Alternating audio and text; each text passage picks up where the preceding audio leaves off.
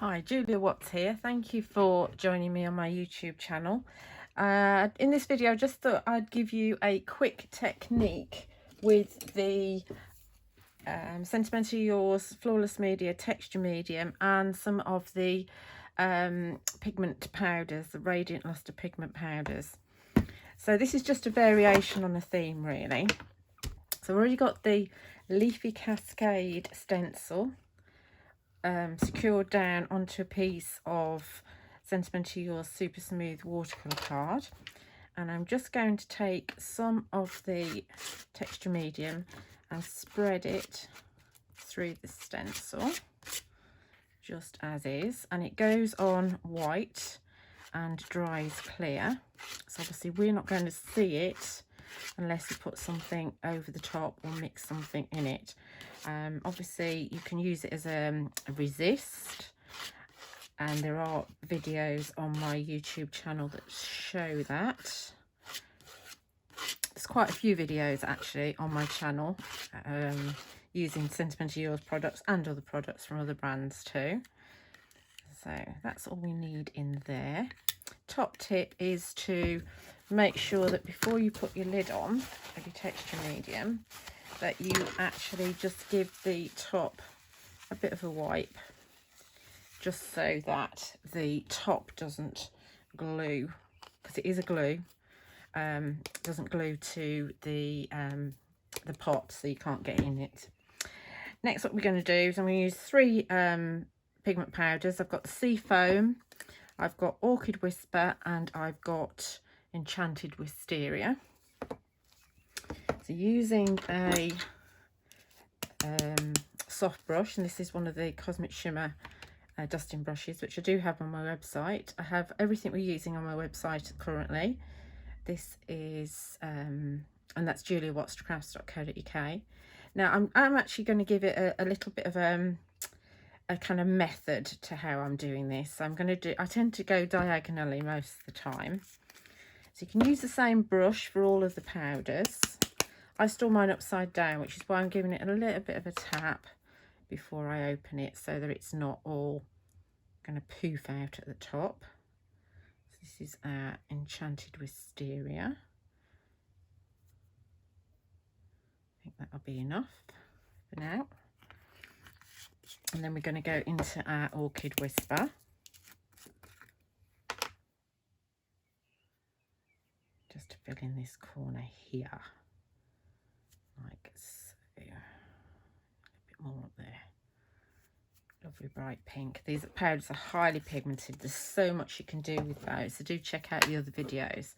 Now what you could do now is you could actually remove all of the tape and remove the stencil and leave it to dry, and then you get this kind of effect. And with this one I've actually put about 5 different powders on, and the powder becomes bound to the texture medium, and it does actually spread out a little bit, and the colour does move around a little bit. So that's what you get if you left it like this. I mean, I've got bigger globules here than I would have done normally, but that's because I'm doing a different technique. So you can actually do that. So you can use them a bit like pixie powders. It doesn't kind of spread out quite as much as pixie powders, but it absolutely works as a background. What I'm going to do though is going to do something that you can actually do with paint. I'm actually going to spread the colour around on the top. So remember, we've got texture medium underneath. So what I'm doing is I'm just moving the powder on top just a little bit. And remember, where there isn't any colour, it's going to dry clear. So that's my Sea Foam. Then we're going to move the Enchanted Wisteria around a little bit,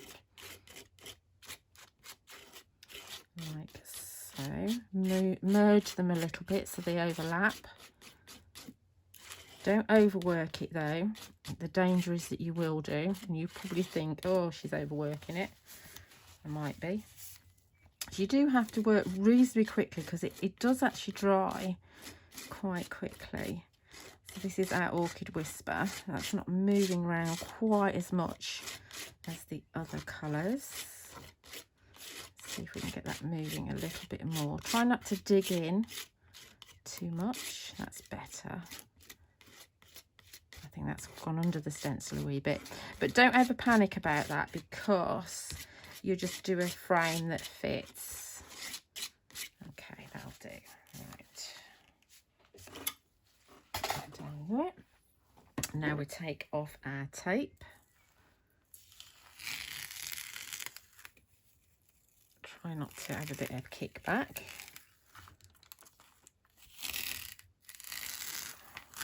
It's a lot easier if you work with a bit of card that's slightly bigger than you need.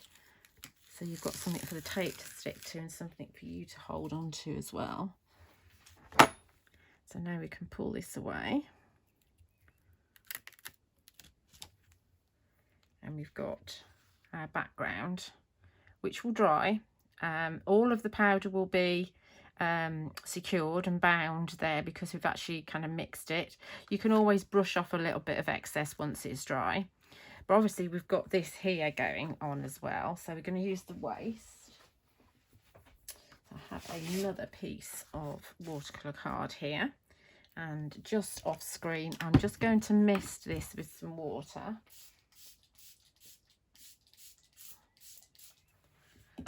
We're going to put it, I'm actually going to put it face up. I'm not going to put it face down because the temptation is to put it face down, but I don't want to do that.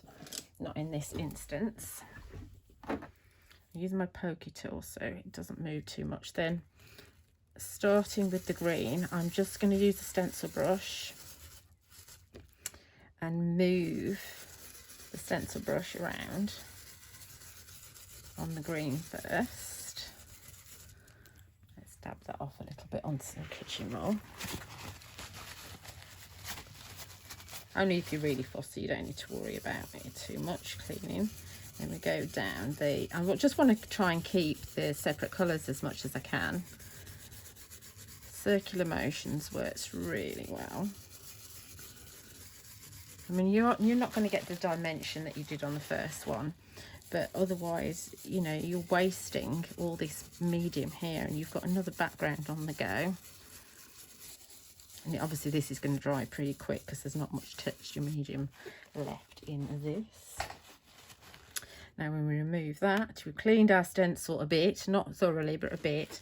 And we've got another background going on here. So I'm going to put these aside to dry and I will show you how they look when they're 100% dry. So this is how they are at the moment, and I'll show you in a little while what they look like when they're dry. So my background's all dry now, so you can see we've got a lovely glossy effect to it, and well, you've got gradients of colour where it's only, the powder's only mixed in a little bit. Obviously you've got the merging going on as well, but you've got the gloss from the texture medium, and then you've got the lovely pearlescent lustre from the pigment powder. So just to recap, the colours I used on that were Seafoam, Orchid Whisper, that's there, and the Enchanted Wisteria. Then the background that I just used with the stencil brush to mop up the mess. Again, it's flatter than the other one, obviously, but you've got that beautiful pearlescence on there, a little bit glossy too. Very usable background, more pastel-y, obviously, than the first one that we had.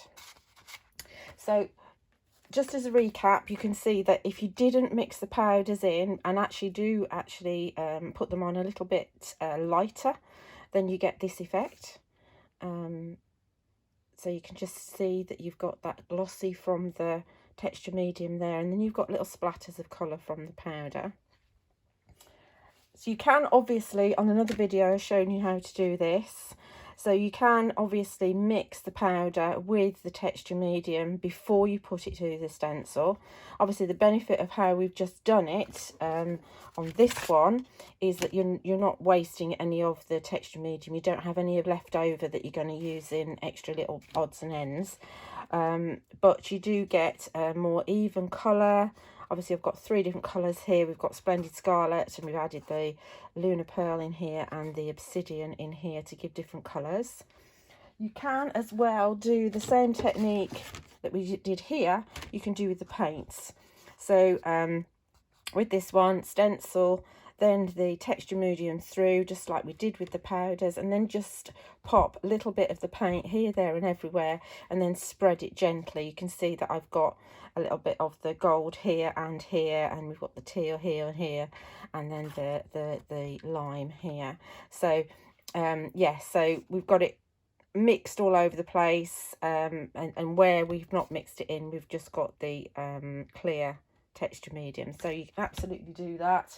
And with the paints as well, the acrylic paints, you can actually mix beforehand as well. So you can see that I've done this. I've got the lime green going through there. This, I think this is the electric blue, and that's the lagoon pool there.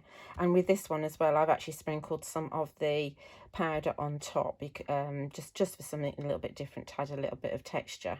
So there we are. There's our finished project from a bit finished background from this video, and then a few more ideas for you. The Lustre pigments, in fact all of the Flawless Media range, are available on my website juliawattscrafts.co.uk, and do be sure to have a look at the other videos that I've got on my channel using the Flawless Media. You can just select the playlist and just look at those specific videos if you wish. Don't forget to like and comment, and if you're not already subscribing, please subscribe.